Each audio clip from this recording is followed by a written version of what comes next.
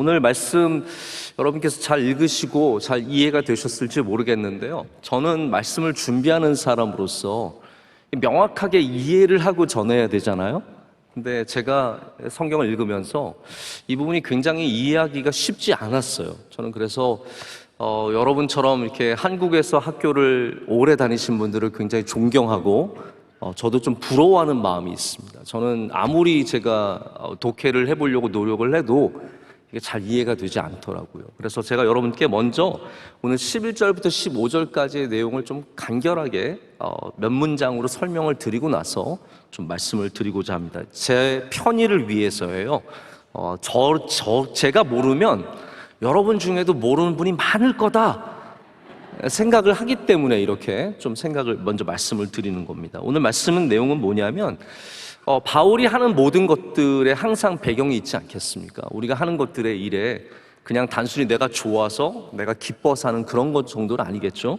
바울이 하는 것 모든 것의 배경에는 그리스도의 사랑이 강건하기 때문이다라는 고백이 있는 겁니다.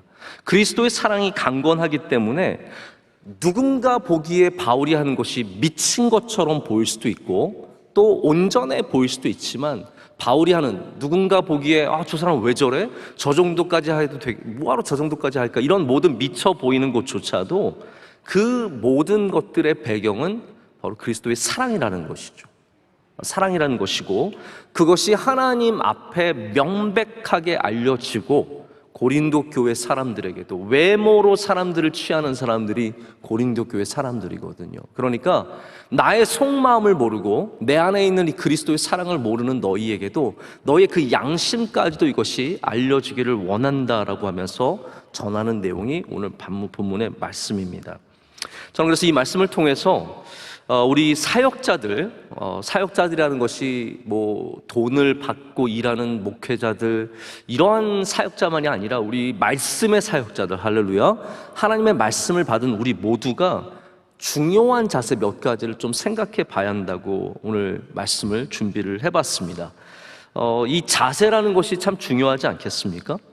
사역자의 중요한 자세, 우리가 가져야 하는 올바른 자세들이 있는데 자세만 봐도 앞으로 어떻게 될 것인지 우리가 어느 정도 보입니다. 저 사람의 자세가 건강한 자세인지 올바른 자세인지, 아니면 목회를 해도 뭔가 잘하고 있는 것 같지만 이 자세가 잘못되어 있다면 그 사람이 롱런하기 힘들 거라는 것을 판단해 볼 수 있거든요.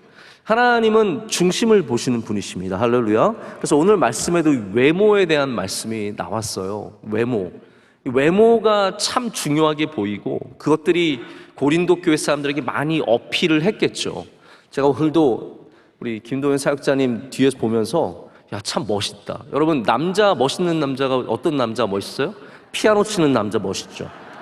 또 누가 멋있어요? 노래 잘하는 남자 멋있죠. 근데 피아노 치면서 노래까지 잘하면, 그러나 여러분, 하나님은 사람을 외모로 취하지 않으십니다. 여러분, 그런 거에 넘어가시면 안 된다는 거예요. 그 마음, 우리 사역자님의 하나님을 향한 마음, 하나님께서 그것을 먼저 보시지 않겠습니까? 여러분, 그 가치관이 절대로 흔들리지 않으시길 축복합니다. 사람이 외모가 안 중요할 수 없어요. 제가 어떤 강연자 얘기를 들어보니까 예쁘면 고생한대요. 근데 안 예쁘면 더 고생한대요. 굉장히 공감이 가지 않습니까? 외모가 중요하겠죠. 그러나 우리 하나님은 외모로 자랑하는 사람을 절대로 사용하시지 않을 뿐더러 외모로 자랑하는 사람들은 하나님이 세운 사람이 아니라는 것을 명백히 알아야 된다는 거예요. 우리 마음으로 하나님께 나아가야 합니다. 우리 마음에 있는 것. 좋은 그리스도인이 되기 위해서는, 제가 누누이 대예배 때도 우리 주일 낮 예배 때도 그런 말씀을 전했고 다양한 곳에서 그런 말씀을 계속해서 반복하고 있지만, 좋은 그리스도인이 되려면 우리 자세에 대한 묵상이 있어야 합니다. 나의 자세가 하나님 앞에 바른 자세인지, 나의 모습만이 아니라 나의 자세가 어떠한 자세인지에 대해서 분명히 매일같이 우리 매주, 매달, 매해 항상 그것을 돌아보는 은혜가 있으시길 축복합니다. 자, 그러면 첫 번째 중요한 우리의 자세는 무엇이겠습니까? 하나님을 두려워하는 자세입니다. 우리 11절 말씀을 보면 이렇게 되어 있습니다. 우리는 주의 두려우심을 알므로예요. 우리는 주의 두려우심을 안다라는 겁니다. 여러분, 이것처럼 복된 지식이 없습니다. 하나님을 아는 사람은 하나님을 두려워해야 하는 그 사실을 알아야 하고 하나님을 두려워하는 마음을 가져야 합니다. 여러분, 하나님을 두려워하면 어떤 마음이 있습니까? 자유하지만 절제하는 마음이 있습니다. 하나님을 두려워하면 기쁘지만 조심합니다. 하나님을 두려워하면 감사하지만 동시에 연약한 자들을 돌보게 됩니다. 하나님을 두려워하면 피곤하지만 동시에 보람을 찾게 됩니다. 내키지 않았지만 하나님을 두려워하면 거기서 하나님의 뜻을 발견하게 됩니다. 여러분, 하나님을 두려워하면 우리는 다양한, 굉장히 다른 경험들을 하게 됩니다. 사람이 기쁘면 들뜨게 됩니다. 그래서 실수도 많이 하게 되죠. 그러나 하나님을 두려워하는 사람은 기쁘면서 조심하게 됩니다. 참 중요한 삶의 자세인 것 같습니다. 제가 들뜨면 저희 어머니께서 늘 저를 이렇게 좀 가라앉히게 노력을 하셨어요. 하나야, 너무 좋은 말씀 하셨어. 나대지 마라. 하나야, 너무 나대지 마라. 나대다가 꼭 실수하는 거예요. 깨뜨리고 넘어지고 다치고. 기뻐하다가 사람이 얼마나 많은 실수를 하는지 모릅니다. 여러분, 잘 될 때 하나님을 두려워하시길 축복합니다. 나에게 좋은 일이 있을 때, 복된 일이 있을 때 우리 하나님을 두려워하는 사람은 거기에 도취되지 않습니다. 왜냐하면 우리 중심에 하나님을 두려워하는 마음이 항상 있기 때문입니다. 바울이 하나님을 두려워하는 사람인 것을 우리는 여러 곳에서 증거를 찾아볼 수 있습니다. 바울은 교만하지 않았습니다. 할렐루야. 교만함이 하나님을 두려워하지 않는 가장 중요한 증거 중에 하나입니다. 겸손한 사람은 하나님을 두려워하는 사람입니다. 바울은 자랑하는 법이 없었습니다. 자랑해도 그의 약함을 자랑하였습니다. 그의 부족함을 자랑했습니다. 사람들을 함부로 대하지도 않았습니다. 이런 모든 것들이, 바울이 갖고 있는 특징들이 바로 하나님을 두려워하는 사람의 자세인데, 우리 고린도 전후서를 보면 바울이 때로는 정말 바울에게 교만하게 굴고 거칠게 굴고 또 자기 마음대로 하는 이런 고린도 사람들에게 어떻게 대했는지를 볼 수 있습니다. 여러분, 참 겸손하게 주님의 말씀을 전하기 위해서 계속해서 하나님을 두려워하는 마음으로 전했던 것을 우리가 고린도 전서에서도 봤고 지금 후서에서도 보고 있다는 거죠. 하나님을 두려워하지 않는 교회는 인간의 뜻대로 돌아갑니다. 여러분, 하나님을 두려워하지 않는 교회의 모습들 한번 생각해 보십시오. 강대상에서 싸웁니다. 하나님을 두려워하지 않는 거예요. 설교자를 끄집어 내립니다. 하나님을 두려워하지 않는 거예요. 설교를 자기 마음대로, 기도를 자기 마음대로 합니다. 그게 하나님을 두려워하지 않는 그러한 교만한 인간들의 모습입니다. 여러분, 우리는 하나님을 두려워하는 자세를 잊지 않기를 소망합니다. 우리 명성교회는 하나님을 두려워하는 교회가 되어야 합니다. 우리가 하는 것에 있어서, 우리가 꿈꾸는 것에 있어서, 우리가 소망하고 바라는 것에 있어서 하나님을 두려워하는 마음을 갖고 있어야 이 교회가 하나님의 영광을 드러내게 될 줄로 믿습니다. 그래서 교회가 하나님을 두려워해야 되고요, 목회자가 극도로 하나님을 경외해야 하고 성도들이 하나님을 두려워해야 합니다. 그래야 교회가 평안합니다. 교회에 은혜가 있습니다. 조금씩 사람들끼리 다투는 일도 있고 부족한 것도 있지만 하나님을 두려워하는 교회는 사탄이 침범하지 못한다는 것이죠. 깨어있는 교회가 될 수 있습니다. 그래서 이 두려워하는 자세가 첫 번째 우리 사역자들이 가져야 하는 중요한 자세입니다. 두 번째는 하나님 앞에 알리어지라입니다. 11절 말씀 계속 보시면 이렇게 되어 있습니다. 사람들을 권면하거니와 우리가 하나님 앞에 알리어졌으니 라고 되어 있습니다. 자, 바울은 분명한 믿음이 있었어요. 내가 사람들은 몰라줘도 고린도 교회 사람들은 나를 우매한 사람이요, 말 바꾸는 사람이요, 연약한 사람이요, 말에 힘이 없는 사람이요, 능력이 없는 사람이라고 사람들은 몰라줘도 자기는 하나님께 알려졌음을 믿었다라는 거예요. 여러분, 이게 얼마나 중요한 자세입니까? 여러분을 하나님이 아신다니까요. 여러분의 마음을 아시고 여러분의 상황을 아시고 여러분의 뜻을 하나님께서 아시기 때문에 우리는 하나님께 알려진 바 된 줄로 믿습니다. 그것을 믿고 살라라는 거예요. 바울이 그것을 못 믿었으면 어떻게 사역을 할 수 있겠습니까? 하나님이 날 몰라주시는데, 하나님이 나의 상황을 몰라주시는데, 나의 억울함과 나의 아픔과 나의 상처와 나의 기쁨과 나의 슬픔을 하나님이 몰라주신다면 누가 알아주겠냐는 거죠. 여기 알아주신다는 말은요, 영어 성경에는 plain to the sight라고 되어 있어요. 이게 무슨 말이냐면 보기에 명백하다는 거예요. 여기는 가부를 정할 수 없기 힘든 어떤 그러한 애매모호함이 있는 것이 아니라 하나님 눈에 명확한 거예요. 하나님 보시기에 좋은 것들이라는 거죠. 여러분, 이 말이 참 귀한 말인 것 같습니다. 하나님 보시기에 바울의 의도와 바울이 전하는 복음, 자, 여기 외모가 중요한 사람들 있지 않습니까? 자, 이 사람들이 어떠한, 글쎄요, 대우를 고린도 교회에서 받았을까요?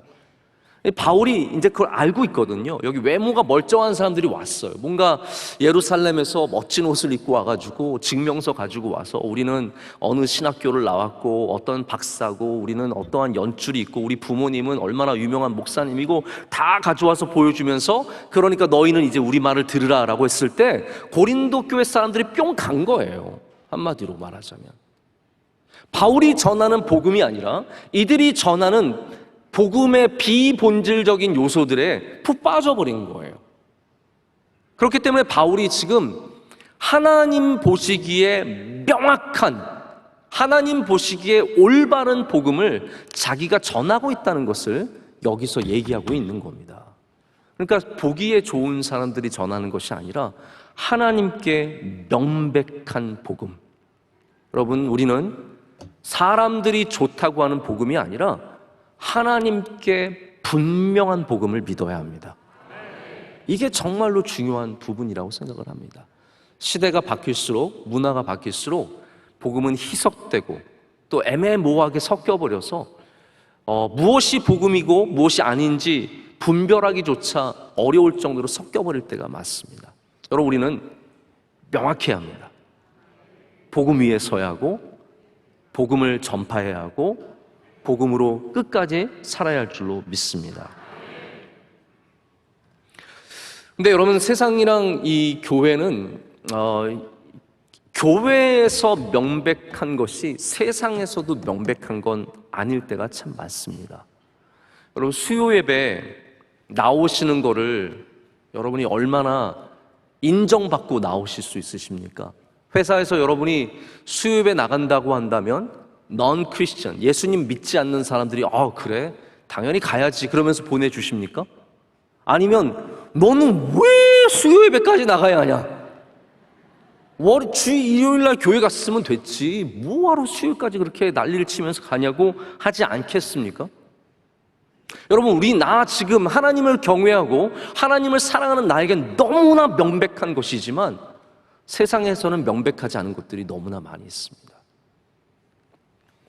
제가 좋은 예는 아니라고 생각을 했지만 이것이 또 세상에서 믿지 않는 사람들에게 너무나 거부감이 있는 것이기 때문에 한번 예를 들어볼게요. 11조라는 게 있습니다. 저도 이렇게 늘 11조 봉투를 볼 때마다 여러분 그런 감정이 드실지 모르겠는데 저는 그렇더라고요.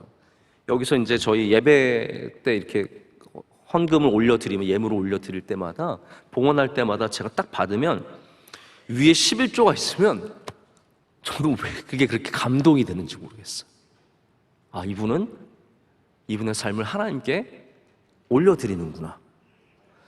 이게 왜냐하면 목사인 저는 너무 당연한 거죠. 제가 11조를 내는 건 너무나 당연한 건데, 저는 성도님들이 11조를 내는 걸 보면은 이분 진짜 왜 내실까? 무슨 믿음으로 낼까? 그런 생각을 많이 해보게 됩니다. 어떤 분들은 많아요. 어떤 분들은 적어서 이분은 11조가 맞을까? 혹시 10의 0.5조는 아닐까? 다양한 생각을 해보지만 제가 늘 말씀드리지만 여러분 11조를 어려운 분들은 10의 1조로 시작하는 건 진짜 힘든 일입니다. 10의 0.1조라도 한번 시작해 보시는 것이 참 좋은 거라고 생각을 하는데요. 세상 사람들에게 11조는 이해가 안 되는 거예요. 밥 벌어먹고 살기 힘든데 그걸 왜 교회에다 갖다 바치냐. 여러분 이거 교회에다 갖다 바치시는 겁니까? 아니잖아요. 우리에게 명백한 건 무엇입니까? 저에게 주신 거예요? 아니 차라리 저에게 주셨으면 좋겠어요. 좋기라도 하게요. 아닙니다. 이거는 우리의 믿음의 고백이잖아요. 근데 그게 어떻게 세상 사람들에게 명백할 수 있겠습니까? 여러분, 우리는 하나님 앞에 명백한 일을 행하는 것을 기쁘게 여길 줄 알아야 합니다.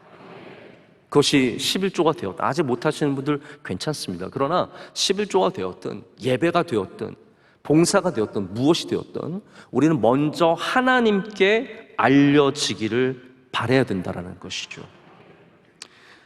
이 고린도의 사람들은 바울을 쉽게 받아들이지 못했습니다. 왜냐하면 바울은 복음으로 명백하게 살아가는 사람이었지만 사람들 앞에서는 그렇게 보이지 않았기 때문이에요. 바울은 약해 보였고 때로는 이상한 말을 하는 것 같았고 바울의 연약함은 고린도 사람들에게 늘 걸림돌이었습니다. 뭔가 바울이 문제가 있는 것 같아요. 누가 봐도 바울은 그들에게 자랑스러운 사도가 아니었다는 거예요. 사도라면 멋지게 주님의 일을 감당하면서 멋진 외모를 갖고 멋진 목소리를 갖고 힘있게 사역하는 사람이면 좋겠는데 그러한 자랑거리가 하나도 되지 못했어요. 그래서 그들은 하나님이 보내주신 사람인 것인가에 대해서 명백하게 고백을 할 수 없었습니다.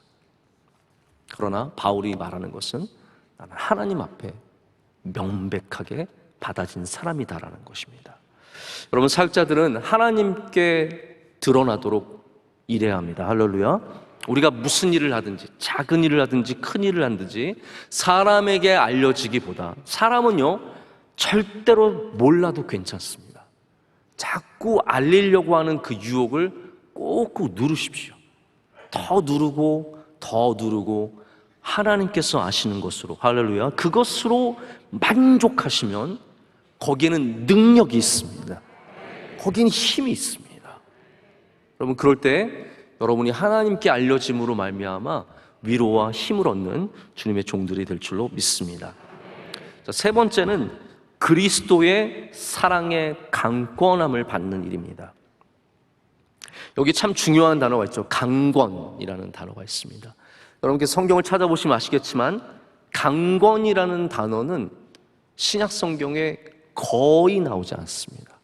이 단어 여기 나오는 이 고린도후서 5장이 거의 유일할 정도로 강권이라는 단어는 잘 나오지 않습니다. 그러면 그리스도의 사랑의 강권함을 받으라는 말이 무슨 말일까요?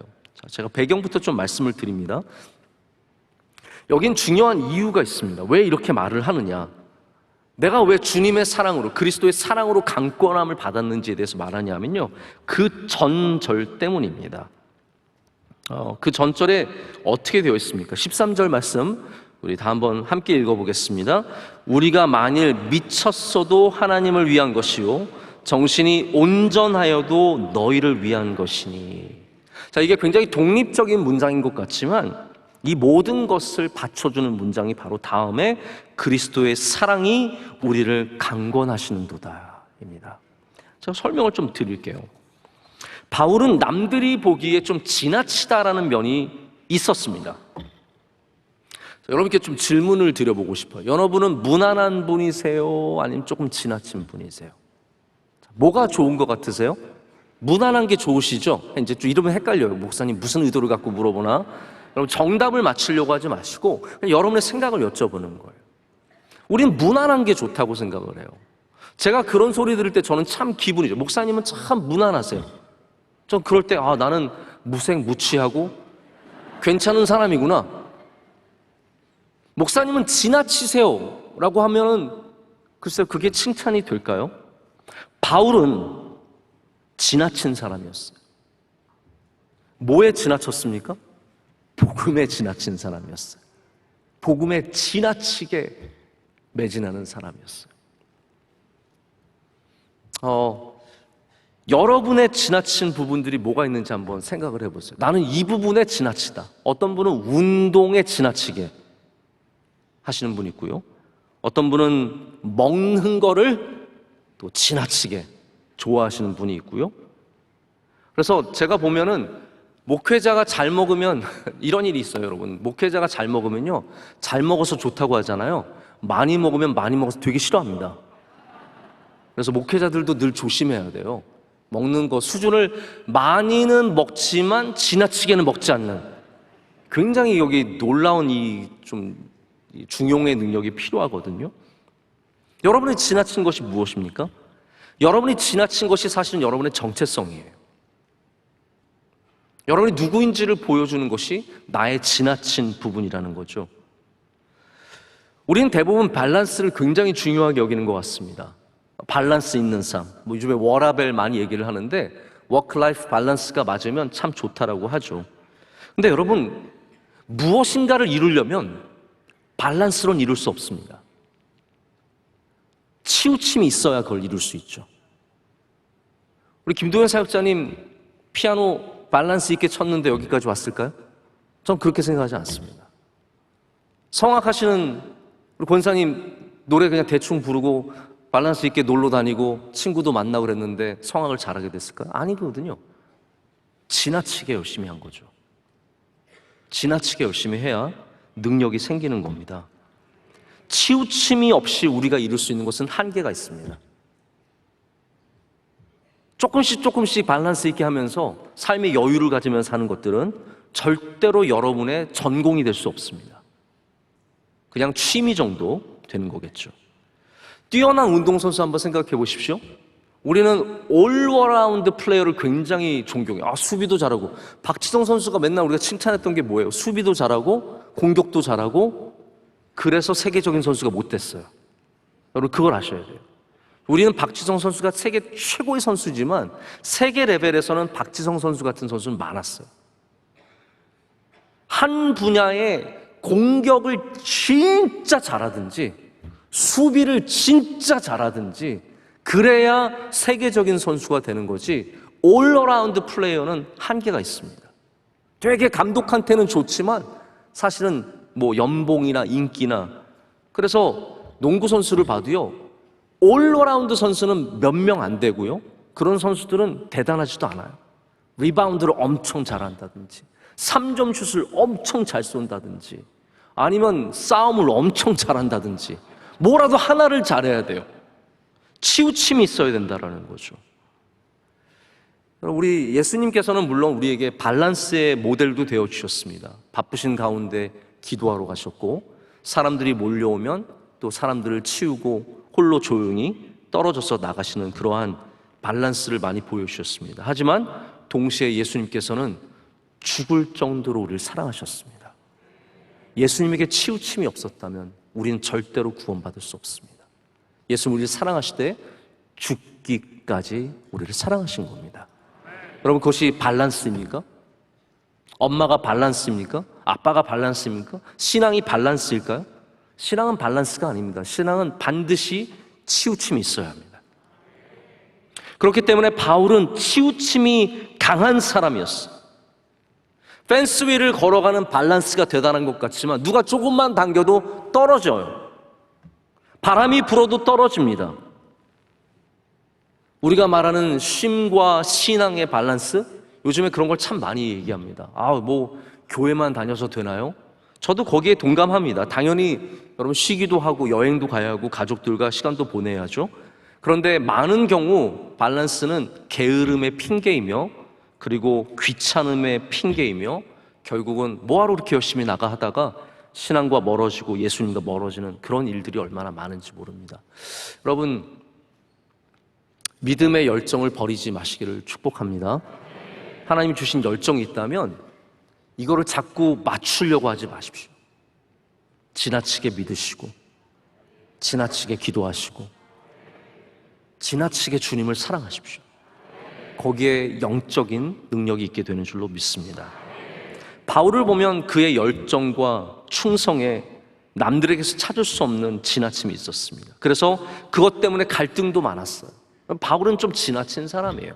여러분, 바나바, 나를 데려준, 나를 픽업한 바나바와 잘 지내면 얼마나 좋습니까? 하지만 복음을 향한 열정이 그거를 마가를 보고만 있을 수 없는 거예요. 그래서 바나바와 결국은 다투게 되는 거예요. 이게 다 지나쳐서 생기는 일이에요. 우리는 그래서 바울을 그 사건을 보면서 여러 가지 말을 할 수 있지만, 제가 오늘 말씀을 묵상하면서 그런 생각을 가졌어요. 어쩌면 하나님께서 그것을 좋게 보실 수도 있겠다. 하나님은 아셨을 수도 있겠다. 결국은 전도 여행 중에 싸워서 다퉈서 완전히 뿔뿔이 흩어져서 각자의 길로 걸어가지 되지 않습니까? 교회를 향한 열정은 어땠습니까? 그냥 바울이 적당하게 주중에 이틀은 일하고, 아닙니다. 바울이 뭐라고 얘기했습니까? 디모데후서에서 사장인가 디모데에게 뭐라고 나는 전제와 같이 부어졌다라고 말했습니다. 다 쏟아부은 거예요. 밸런스 있게 남아있는 게 아니라 완전히 쏟아부어서 전제와 같이 내가 부어지고 나의 떠날 시각이 가까웠으니 나는 선한 싸움을 싸우고 나의 달려갈 길을 마치고 믿음을 지켰으니 이제 후로는 나를 위하여 의의 면류관이 예비되었으므로 주 곧 의로우신 재판장이 그날에 내게 주실 것이며 내게만 아니라 주의 나타나심을 사모하는 모든 자에게도니라. 아멘. 확실하게 믿는 거예요. 싹 쏟아버리고 지나치게 버리고. 그래서 그게 고린도 교회 사람들에게는 어떻게 보였습니까? 미친 것처럼 보인 거예요. 저 사람 왜 저래? 미친 거 아니야? 여러분, 그런 말 우리 좀 하잖아요. 미친 거 아니야? 근데 이게 미쳤다는 말이요, 세계 공용어예요. 미국에서도 crazy라는 말 굉장히 많이 합니다. Are you crazy? 너 미쳤어? 그런 말 굉장히 많이 합니다. 미쳤다는 말은요, 도가 지나치다는 말이죠. 바울은 방언도 뜨겁게 했던 사람이고요. 그러나 바울을 보십시오. 방언을 그렇게 뜨겁게 했지만 예배의 질서를 위해서 방언을 절제하라고 말하지 않습니까? 그러나 그가 열심을 보여주는 장소를 보십시오. 강도를 당해도, 파선을 당해도, 수없이 매를 맞고 핍박을 당하여도 그가 복음 때문에 미쳤다는 말을 들을 정도로 그것에 치우쳐 있었습니다. 다 그 이유가 무엇입니까? 자기가 야망이 있어서일까요? 아니에요. 원래 바울은 야망이 있었지만 지금 야망 때문에 미칠 정도로 치우쳐 있는 것이 아니라 오늘 말씀에 보면 뭐라고 되었습니까? 하나님을 위한 것이요. 할렐루야. 하나님을 위한 것이래요. 여러분, 만약에 여러분의 신앙에 하나님께 정말 치우쳐서 완전히 기울어져 있으면 그것이 나의 잘됨을 위함이 아니라 하나님을 위함임을 기억해야 합니다.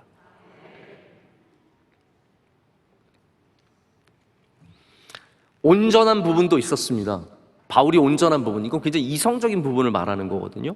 바울의 고린도 전후서를 보면은 바울이 얼마나 냉철하게 고린도 교회 사람들을 가르치고 교훈하고 바른 길로 인도하기 위해서 얼마나 귀한 말씀들을 많이 적습니까? 교회에 감추어진 교만들, 고린도 교회에 있었던 잔혹한 모함들과 수많은 말의 칼날들, 다 바울이 들춰내서 사람들 앞에 낱낱이 보여주면서 이것이 너희의 모습이다라고 하면서 가장 온전한 모습을 보여주죠. 고린도 교회 사람들은 감추고 싶었을 거예요. 그들의 음행을 감추고 싶었을 것이고, 그들이 파벌로 나눠져 있어서 생판 교회에 오기만 하면 싸움만 하는 그런 사람임을 다 감추고 싶었겠지만 바울은 온전함으로 싹 다 드러냅니다. 너희가 이런 사람이라는 거예요. 너희가 하나님을 믿는다 그러고 예수님 믿는다 그러지만 사랑이 없기 때문에 울리는 꽹과리에 지나지 않고 아무것도 아니라는 거예요. 싹 다 드러내놓고 지금 바울이 그것을 왜 그렇다고 말합니까?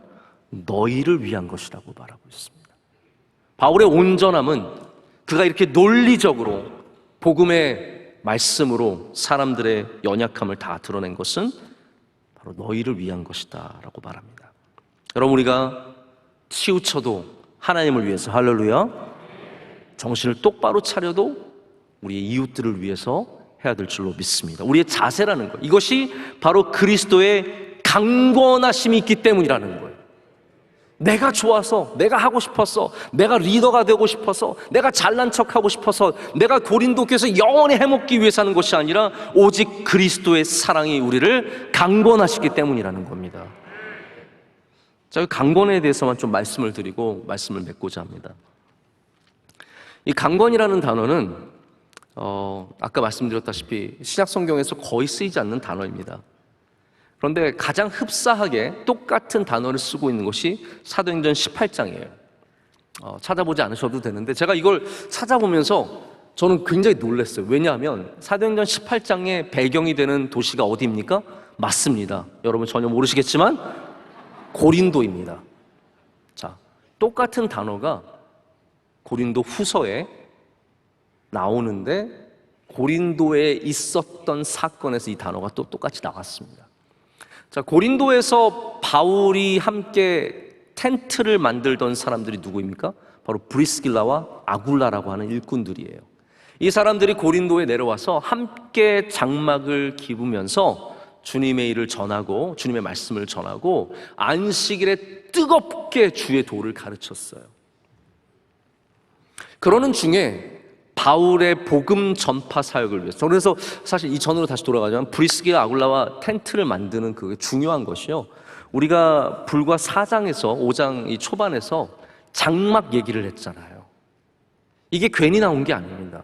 고린도에서 장막 깁는 일을 했었기 때문에 고린도 교회 사람들에게 장막이라고 하는 이 메타포가, 이 비유가 너무나 잘 들어간 거죠. 그 다음에 이제 무슨 말씀이 나오냐면 실라와 디모데가 마게도냐로부터 내려와서 고린도에서 말씀을 전하기 시작했어요. 같이 복음을 전하는데 그때 쓰였던 단어가 뭐냐면요, 바울이 하나님의 말씀에 붙잡혀 유대인들에게 예수는 그리스도라 밝히 증언하니라고 했는데요, 붙잡혔다라는 단어가 강권이라는 단어와 똑같은 단어예요. 근데 번역이 완전히 다르죠? 자, 그러면 제가 여기 이제 좀 설명을 드려야 돼요. 요즘에 제가 헬라어를 근 1년간 한 번도 얘기한 적 없습니다. 그러니까 오늘 제가 헬라어 잠깐 얘기하는 건 용서해 주시길 바랍니다. 저는 뭐 헬라어로 막 이렇게 하는 걸 별로 그렇게 썩 좋아하지는 않는데, 강권하다는 단어가 헬라어로 시네코예요. 시네코. 돼지코도 아니고 시네코예요. 시네코. 시네코는 무슨 뜻이냐면, 이게 단어가 참 너무 은혜가 되는 단어예요. 이 단어는 조각이 나거나 떨어져 나가지 않도록 꽉 붙잡아 준다는 뜻이에요. 그래서 하나님의 말씀에 붙잡혀 떨어져 나가지 않도록 하나님의 말씀이 바울을 꽉 붙잡아 준 거예요. 그로 인해서 예수는 그리스도라고 담대하게 말씀을 전한 거죠. 여기 이것도 마찬가지입니다. 그 고린도 교회예요. 그때 회당에서 유대인들과 헬라인들에게 복음을 전할 때 하나님의 말씀에 붙잡혀 말씀을 전했어요. 그런데 지금 고린도 교회인들에게 또 편지를 쓰면서 그리스도의 사랑이 나를 붙잡았기 때문에 내가 이렇게 한다라고 말하는 거예요. 하나는 하나님의 말씀, 할렐루야. 또 하나는 그리스도의 사랑입니다. 여러분, 이것이 사역자의 은혜이며 사역자의 자세입니다. 우리가 무엇에 붙잡혀야 합니까? 바로 하나님의 말씀과 그리스도의 사랑에 붙잡혀야 합니다. 그리스도의 사랑은 그냥 우리 기분 좋게 해주는 사랑이 아닙니다. 사랑이 때로는요, 내가 사랑받는다는 사실 하나만으로 굉장히 기분이 업되고 좋아질 때도 있습니다. 하지만 그리스도의 사랑이 갖고 있는 더 큰 능력은 우리를 붙잡아주는 거예요. 이 복음에서 떨어져 나가지 않도록, 주님의 몸에서 떨어져 나가지 않도록 우리를 꼭 붙잡아주는 겁니다. 여러분, 부모님의 사랑이, 제가 요즘에 이제 저희 큰애가 커가면서 제가 정말 저희 첫째, 둘째, 셋째 마찬가지인데 사랑한다고 표현했을 때 반응이 다 달라요. 저희 5학년짜리 아들은요, 사랑한다 그러면 뽀뽀를 막 당해줘요. 그래, 알았어, 너는 날 사랑해라, 나는 내 할 일을 할게, 그 느낌이에요. 저희 둘째는 둘째가 요번에 코로나 걸렸어가지고 저희가 집에서 에어허그를 했거든요. 멀리서 이렇게 사랑아, 그러면 저희 사랑이도 아빠, 그리고 같이 이렇게 막 에어키스 서로 멀리서 5m 밖에서 이렇게 뽀뽀하고. 저희 사랑이는 사랑을 진심으로 표현합니다. 저희 막내는 그냥 시크 그 자체예요. 관심도 없고 뭐도 없어요. 저는 알아요. 저희 아이들이 중고등학생 되면 부모님의 사랑을 막 좋아하거나 받고 싶거나 그런 거에 들뜨거나 그러진 않을 거예요. 여러분의 아마 자녀도 그렇죠? 네. 중학생 남자애들 뭐 거의 걔네들은 영혼이 잠시 분리되어 있는 아이들과 마찬가지이기 때문에. 근데 여러분 이건 아셔야 됩니다. 우리 아이들이 우리의 사랑으로 인해서 마음이 들뜨거나 기분이 좋아지진 않지만 그 사랑으로 인해서 붙잡혀 있을 수 있습니다. 할렐루야. 되게 중요한 겁니다. 가정에 붙잡힐 수 있고 교회에 붙잡힐 수 있습니다. 사랑이라는 게 기분 좋아지는 것만이 끝이 절대로 아니라는 거죠. 우리를 해피하게 해주는 것만이 아니라 우리를 붙잡아주는 능력이 있습니다. 그리스도의 사랑이 바울 안에 있었을 때 바울은 떨어져 나가지 않았습니다. 사람이 흔들어도, 그걸 내리려고 해도, 모함해도, 돌을 던져도, 바깥다리를 걸어서 메어쳐도 떨어져 나가지 않는 것이죠. 여러분, 사람들이 얼마나 쉽게 떨어져 나갑니까? 우리가 그리스도의 사랑과 하나님의 말씀이 아니면 우리는 금방 떨어져 나갈 수 있는 존재입니다. 마음 조금만 섭섭해도 딱딱 떨어져 나가는데요. 지치면 떨어져 나갑니다. 이사 가면 떨어져 나가고, 직장 바뀌면 떨어져 나가고, 결혼하면 떨어져 나가고, 유학 가면 떨어져 나가고, 승진하고, 취미가 생기고, 친한 친구 한 명만 다시 만나도 그나 친한 친구 만나느라 믿음과 떨어져 버리는 일들이 참 많이 있습니다. 근데 여러분, 우리가 다른 이유 때문에 교회에 붙어 있는 것이 아니라, 잘 생각해 보시죠. 내가 다른 이유 때문에 교회에 붙어 있는 것이 아니라 그리스도의 사랑이 나를 강권하기 때문에, 그리스도의 사랑이 나를 강권하기 때문에 붙잡혀 있다면 이 길을 영원히 주님께서 우리를 붙잡아 주실 줄로 믿습니다. 제가 어떤 목사님 이야기 하나만 말씀을 드리고 말씀을 맺겠습니다. 이 이야기를 전하신 목사님은 분명히 좀 다른 뜻으로 말씀을 전하신 것 같은데 저는 좀 다르게 은혜를 받았어요. 어떤 목사님이 이런 얘기를 전해 주셨대요. 이분이 담임으로 섬기고 있는 교회, 참 좋은 교회에 부름을 받아서 가게 되었는데 이 교회는 한 가정이 완전히 쥐고 흔드는 교회였던 거예요. 가보니까. 근데 이 유력한 집안이 목사님을 마음에 들어하지 않았어요. 그래서 뭔가 좀 트러블이 생겼겠죠. 잘 보이지 않았겠죠, 목사님이. 그러니까 미워하기 시작하고 쫓아내려고 별의별 모함을 다 하고 모욕을 주고 정말 망신을 다 주고 교회에서 어렵게 만들어서 목사님이 하루하루 살아가는 날이 너무너무 힘들었다고 합니다. 근데 이 교인이, 그 가정에 있는 그 교인이 그만 쓰러진 거예요. 자, 여러분 오해하지 마세요. 제가 뭐 목사님 괴롭히면 쓰러져요 뭐 그런 얘기 드리는 게 아니에요. 네, 이 사건 끝까지 들어보시면 아실 거예요. 그래서 이분이 쓰러지셔서 병원에 이제 응급실에 실려갔는데 가망이 없다라는 얘기를 듣게 되었어요. 못 일어난다. 근데 이분이 이제 나중에 얘기를 해주기를 자기가 딱 숨이 끊겨지는 걸 느끼고 이제 천사가 자기를 붙잡고 예수님께로 데려가는 걸 느꼈대요. 쭉 올라가는데 예수님이 자기를 딱 보자마자 넌 내려가라. 넌 내려가라. 되게 듣고 싶죠, 여러분, 그런 말. 네, 넌 내려가라. 어서 와라 이거 말고 넌 내려가라. 넌 내려가라. 가서 너 그 목사와 화해하고 그 목사한테 잘못했다고 하고 와라, 나중에. 그렇게 해서 딱 눈을 뜨니까 살아난 거예요, 이분이. 그래서 살아나자마자 그 목사님을 찾은 거예요. 우리 담임 목사님 불러달라고. 담임 목사님이 여러분 안 그래도 사이 안 좋은데 병원에 오라니까 찝찝해서 간 거예요. 갔더니 뭐 얘기 들어보니까 죽을 뻔하다 살아났다니까 그래도 너무 감사하죠. 갔더니 이분이 통곡을 하면서 목사님께 죄송합니다. 제가 잘못했습니다. 그러면서 다 잘 살게 되었다는 이야기예요. 근데 제가 이 말씀을, 이 간증, 이 이야기를 들으면서 여기에 있는 뭐 다양한 요소들이 있지만 여러분 그건 다 잊으시고요. 우리가 왜 교회에 붙어 있는가? 목사가 왜 교회에 가서 그 교회를 지키고 있는가? 성도가 왜 그 교회를 섬기고 있는가를 다시 한번 생각해 보게 되었습니다. 자, 여러분, 어려운 일 있으면 왜 버텨야 할까요? 욕먹으면서 왜 그 자리를 지켜야 하고, 어려운 일이 있는데도 왜 우리가 주님을 계속 섬겨야 하고, 교회에서 다양한 분야에서 일해보면, 저도 방금도 제가 새 예배 들어오려고 이렇게 들어오는데 우리 차량부 집사님이 뭐 배달 오토바이가 저 교회 앞을 너무 빨리 지나가는 거예요. 제가 오려고 하니까 또 집사님이 이렇게 잡아주려고 했는데 그 사람이 거의 쌍욕을 하고 지나가는 거예요. 그러니까 우리 차량부 집사님은 그냥 무심하게 듣고 그냥 그러시더라고요. 그래서 제가 참 대단하시다. 저런 욕을 듣고도 그냥 저런 거 듣고도 가만히 계시는구나. 여러분, 교회 섬기다 보면 별의별 일들을 당합니다. 근데 여러분, 왜 우리가 여기에 다른 사람들이 미쳤다고 하는 소리를 들어가면서 이렇게 열심히 지켜야 할까요? 그리스도의 사랑 때문이어야 합니다. 그리스도의 사랑 때문이어야 합니다.